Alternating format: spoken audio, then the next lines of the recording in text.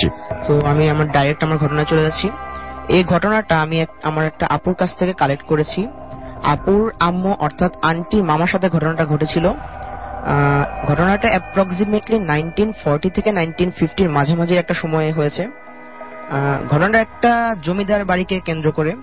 তো জমিদার বাড়ির সামনে একটা মাঠ ছিল, মানে বিশাল বড় একটা মাঠ ছিল, যেখানে কিনা জমিদার বাড়ি জানেন আপনি হয়তো অনেক বড় হয়ে থাকে সাধারণত, সামনে সবকিছু মিলে জমিদার বাড়িটা। তো সামনে যে মাঠটা ছিল ওই মাঠটাতে মানে ওই এলাকার যে মানুষজন তারা তাদের গরু ছাগল এগুলো মানে চড়াতে ঘাস খাওয়াতে নিয়ে আসতো, সকালবেলা সন্ধ্যার দিকে নিয়ে যেত, সবকিছু স্বাভাবিকই ছিল। তো একদিন তারা তাদের গরুগুলাকে সে মাঠে ছেড়ে যায় ঘাস খাওয়ানোর জন্য, কেউ বেঁধে যায়। তো তারা যখন মানে রেগুলারলি মানে যেমন তারা নিয়ে যায়, সেরকম সন্ধ্যাবেলা তারা আসে গরুগুলাকে নিয়ে যেতে। তো তারা যখন গরুগুলাকে নিতে আসে, তারা এসে মানে অস্বাভাবিক একটা ঘটনা দেখে, সবগুলা গরু মরে পড়ে আছে। তো তারা তো জিনিসটা মানে তারা শকড হয়ে যায়, সবগুলা গরু একসাথে কিভাবে মরে যায়। তো তারা একটু কাছে যায় মানে গরুগুলাকে দেখতে, কাছে গিয়ে তো তারা আরো শকড। গরুগুলা মরেছে ঠিক আছে, বাট তাদের ঘাড়গুলা পুরো উল্টা দিয়ে ঘোরানো ছিল, প্রত্যেকটা গরুর ঘাড় উল্টা দিয়ে ঘোরানো, মনে হয় তাদেরকে কেউ ঘাড় মোটকে মেরেছে এরকম একটা। কিন্তু তাদের মাথায় তখনও প্যারানর্মাল কিছু মানে চিন্তা ভাবনা আসে নাই, কারণ যেহেতু তারা জমিদার বাড়ির মানে অংশ, তারা মনে করতে পারে যে সে জমিদারের সাথে কিন্তু অনেক মানে এলাকার অনেকের অনেক শত্রুতা থাকতেই পারে, মানে তাদের মধ্যে হয়তো কেউ করেছে, বাট তারা জিনিসটা প্যারানর্মাল কোনো কিছু মনে করেনি তখনও। তো এভাবে চলতে থাকে। তো মাঝখানে কিছুদিন প্রবলেম হয় না, তারপরে কিছুদিন পরে আবার ঠিক সেম ঘটনা হয়। তারা সকালবেলা গরুগুলাকে রেখে যায়, সন্ধ্যাবেলা এসে দেখে ঠিক আগের কয়েকদিনের আগের মতো গরুগুলা ঘাট ঠিক পিছনের দিকে ঘুরে গরুগুলা স্ট্রেট সবগুলা গরু মরে পড়ে আছে। তার জিনিসটা এবার একটু উইয়ার্ড লাগে তাদের কাছে, বাট তবু তারা ঠিক আগে যেভাবে চিন্তা ভাবনা করেছিল এবারও ঠিক সেভাবে চিন্তা ভাবনা করে। কিন্তু এখন দেখা যায় জিনিসটা কন্টিনিউয়াসলি চলতে আসছে, মানে চলছে, যারা গরু রেখে যাচ্ছে সবার গরুই সন্ধ্যাবেলা এসে থেকে ঘাড় পিছনে দিয়ে একদম পুরো ঘাড় উল্টা দিয়ে ঘোরানো, গরুগুলা মরে পড়ে আছে। তো তারা এবার জিনিসটা মানে সিরিয়াসলি নেয়। তারা মনে করে না, এটা কোনো মানুষের পক্ষে সম্ভব না, প্রতিদিন এতগুলো গরুকে ঘাড় পিছনে দিয়ে ঘুরিয়ে মারা মানে কোনোভাবে পসিবল না। তো তারা এবার মানে যেহেতু জমিদার মানুষ, তারা অনেকের চেনা জানা আছে, তো একটা হুজুরের শরণাপন্ন হয়। হুজুরকে সবকিছু খুলে বলা হয়। তো হুজুর বলে যে আচ্ছা ঠিক আছে, আমি দেখছি জিনিসটা। তো একদিন হুজুরকে মানে হুজুরের প্রসিজার করার জন্য যেসব ইনস্ট্রুমেন্ট দরকার সব নিয়ে হুজুর আসে। হুজুর আসে ঠিকই, বাট হুজুর যখন সেই জমিদার বাড়ির সীমানাটা ক্রস করে, হুজুর মানে সীমানাটা ক্রস করে হুজুর দাঁড়িয়ে যায়। হুজুর দাঁড়িয়ে ওখানে বলে দেয়, না এটা আমার পক্ষে সম্ভব না, মানে এটা আমার পক্ষে কোনোভাবেই পসিবল না, জিনিসটা প্রচুর হার্মফুল, আমি এটা কিচ্ছু করতে পারবো না। আমি আপনাদেরকে জাস্ট একটা হেল্প করতে পারি, আমি আপনাদেরকে আরেকটা হুজুরের নাম বলতে পারি, আপনারা চাইলে ওনার কাছ থেকে সাহায্য চেয়ে দেখতে পারেন। পরে যেহেতু উনি ফেল্ড, তো ওনারা ওই যে হুজুরের নাম বলা হয়েছে মানে তার শরণাপন্ন হন, মানে বলে যে আমরা এই হুজুরের রেফারেন্স নিয়ে আপনার কাছে এসেছি, এন্ড ঘটনাটা খুলে বলে। আর আগের হুজুরের যে কাহিনী সেটাও বলে যে হুজুর যেভাবে না করেছে, বাট এই হুজুর বলল উনি ট্রাই করে দেখতে পারে জিনিসটা। তারপরে এই হুজুর আসলো, আসার পর উনি যখন জমিদার বাড়িতে ঢুকলো, উনি তখন ওই জমিদার বাড়ির মানুষজনকে বললো, আচ্ছা আপনারা এখানে থাকেন, আপনারা মানে কেউ বাড়ির দিকে আসবেন না, আমি একটু বাড়িটা নিজে ঘুরে দেখতে চাই। তো উনি গেল, পুরো বাড়িটা ঘুরে দেখলো, বাড়ি মাঠটার আশেপাশে সবকিছু ঘুরে দেখলো, মানে অনেকটা ইনভেস্টিগেট টাইপের করে দেখলো। এসে তারপর উনি একটা কথা বললো যে আমি জিনিসটা তাড়ানোর মানে জিনিসটা যেটা আছে সেটা আমি সলভ করার চেষ্টা করতে পারি, বাট আপনাদেরকে একটা কাজ করতে হবে, আপনাদের ফুল ফ্যামিলি সহ এই জমিদার বাড়ি মানে যেটা এরিয়াটা, ওই এরিয়ার বাইরে কোথাও গিয়ে শিফট করতে হবে কিছুদিনের জন্য, কারণ জিনিসটা এত হার্মফুল, আমি যদি এটা সলভ করতে চাই আপনাদের প্রচুর মানে মারাত্মক কোনো একটা ক্ষতি হয়ে যেতে পারে। তো আপনাদের মানে আমি সাজেস্ট করবো যে আপনারা এই জায়গাটা ছেড়ে চলে যান। পরে আচ্ছা হুজুরের কথা মানা হলো। তো তারা ওই জমিদার বাড়িটা ছেড়ে আরেকটা জায়গায় গিয়ে উঠলো কিছুদিনের জন্য ওদের এক আত্মীয়ের বাসায়।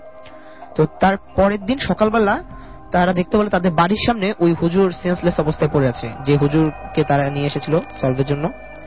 এন্ড হুজুরের অবস্থা প্রচুর খারাপ, মানে হুজুরের লাইক মানে অনেক মারধর করা হলে যেরকম একটা অবস্থা হয় মানুষের সেরকম। তো হুজুরের সেন্স ফিরানো হয়। হুজুরের সেন্স ফিরানোর পর হুজুর একটা কথা বলে, হ্যাঁ এটা আমি সলভ করতে পেরেছি, but I am not sure যে এটা কি আবার ব্যাক হবে কিনা, বাট আমি টেম্পোরারিলি এটা সলিউশন দিয়ে দিয়েছি। পরে হুজুরকে দেন নেওয়া হলো, হুজুরকে মানে কিছুক্ষণ রেস্ট নিতে দেওয়া হলো। তারপর হুজুরকে জিজ্ঞেস করলো, আচ্ছা তাহলে আপনার এই অবস্থা কেন? পরে হুজুর তার কাহিনীটা খুলে বললো আমি হুজুরের ভাষ্যমতে উনি রাত মানে ওনার যে টাইমে ওনার মানে জিনিসটা করার কথা, উনি সেই টাইমে নিজেকে আগে সিকিউর করে নিলেন, একটা মানে সেফ একটা প্লেসে গেলেন, উনি ওনার প্রসিডিউর মতো নিজেকে সিকিউর করে নিলেন, তারপর ওনার কাজ শুরু করলেন। যেহেতু উনি চোখ বন্ধ ছিল, উনি মানে সামনে কিছু দেখতে পাচ্ছিল না, বাট উনি ওনার কাজ করছিল। কিছুক্ষণ পর হুজুর মানে খেয়াল করলো যে ওনার কাছে মনে হচ্ছে যে উনি কোন একটা ফ্ল্যাট একটা সার্ফেসে শুয়ে আছেন, কোন প্লেন একটা সার্ফেসে, আর ওনার বুকের উপর প্রচুর প্রেসার অনুভব হচ্ছে, মানে কেউ চাপ দিয়ে বসে থাকলে যেরকম ওরকম লাগে। তো হুজুর চোখ মেলে তাকালো, হুজুর যে মানে চোখ মেলে তাকানোর পর তিনি ফার্স্টে দেখতে পেল তিনি ঠিক ওই মাঠটাতে শুয়ে আছে যে মাঠটাতে কিনা গরুগুলাকে বেঁধে যাওয়া হতো, এসে দেখা যেত গরুগুলার মাথা পিছনের দিকে ঘুরিয়ে মানে গরুগুলা মরা। তিনি ঠিক ওই মাঠটাতে শুয়ে আছেন। তিনি যখন তার স্ট্রেট তাকালো মানে আকাশের দিকে, মানে ওনার বুকের উপরে যে কি হচ্ছে ওটা দেখার জন্য, তিনি লিটারালি শকড। মানে উনি যেটা দেখলেন সেটা যদি কোনো সফটওয়্যারের মানুষ দেখতো মানে হয়তো খুব মারাত্মক কিছু একটা হয়ে যেতে পারতো। উনি দেখলেন ঠিক ওনার বুকের উপর মানে 1940 থেকে 1950 ওই এরিয়া, ওই টাইমটাতে মানুষ বিয়ের সময়, মেয়েরা বিয়ের সময় যেসব ড্রেস আপ থাকতো মানে শাড়িটাই মানে ওরকম একটা মহিলা লাল শাড়ি পরা, মানে ওরকম গেটআপ, বিয়ের গেটআপ। এন্ড মজার বিষয় হলো মাথার 3 ভাগের 1 ভাগ ভর্তি ওনার সিঁদুর, মানে একদম মোটা করে সিঁদুর টানা, ঠিক ওনার বুকের উপর বসে আছে হাঁটু ভাঁজ করে, এন্ড ওনার দিকে তাকিয়ে আছে। আর মানে ফেসের অবস্থা যখন পুরো ফেসটা বিভৎস, এন্ড জিহ্বাটা অলমোস্ট বুক পর্যন্ত নেমে এসেছে ঝুলে, ওনার দিকে তাকিয়ে আছে। কিন্তু এরপরে কি হয়েছে হুজুর তার বলে না, কারণ হুজুর সাধারণত তার প্রসিডিউর গুলো কাউকে শেয়ার করে না। হুজুর এ পর্যন্ত বললো যে হ্যাঁ আমি সামো এটা সলভ করতে পেরেছি।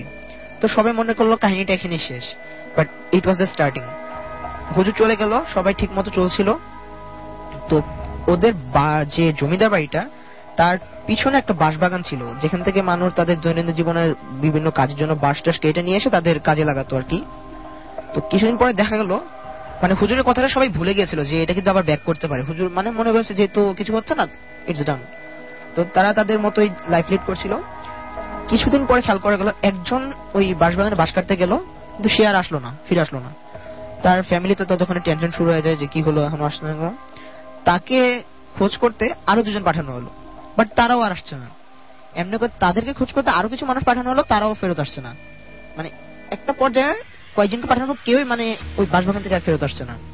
সবাই মানে একটা ভয় পড়ে গেল যে মানে এখন আর কেউ যেতে যাচ্ছে না। কিন্তু তার পরদিন সকালবেলা দেখা গেল তাদের লাশগুলো একদম স্ট্রেট বাঁশবাগানের সামনে রাখা, মানে যতজন গিয়েছিল বাঁশবাগানে সবার লাশ স্ট্রেট রাখা। বাট মানুষ জিনিসটা তখন মানে তখনও তারা ক্যাচ করতে পারেনি হুজুরের কথাটা, তবুও তারা বাঁশ কাটতে যাচ্ছে। বাট বাঁশ কাটতে যেই বাঁশবাগানের ভিতর ঢুকছে সে আর আসছেই না। পরে জিনিসটা খেয়াল করা হলো, হ্যাঁ আসলে হুজুর তো বলেছিল যে এটা কিন্তু আবার ব্যাক করতে পারে, যেহেতু এই সাইডটা ঠিক হয়ে গেছে এই কারণে মনে জিনিসটা আবার ওই জায়গাটায় হার্ম করছে। এরকম করে অনেক মানুষ মারা যায়। পরে একটা টাইমে কেউ আর ওই বাঁশবাগানে যেতে চায় না বাঁশ কাটতে। পরে ওই হুজুরকে আবার আনা হয়েছিল, বাট এটা আর কোনো হুজুর সলভ দিতে পারেনি, হুজুর আর সলভ করতে পারে নাই। ওই বাঁশবাগানটাকে রেস্ট্রিক্টেড করা হয়েছে, ওই মানে ওই বাঁশবাগানের সামনে দিয়ে ইভেন কেউ যেত না। পরে মানে তারপরে আমি আর সেরকম কিছু জানতে পারিনি, বাট যতটুকু জানি যে সময় যেতে যেতে ওই জায়গাটা সামহাও ক্লিন করে ফেলা হয়েছে, কারণ ওই জমিদার বাড়িটাও নেই আর বাঁশবাগানটাও নেই। সো এটাই ছিল আমার ঘটনা। থ্যাংক ইউ সো মাচ আপনার ঘটনার জন্য, আপনাকে অনেক ধন্যবাদ।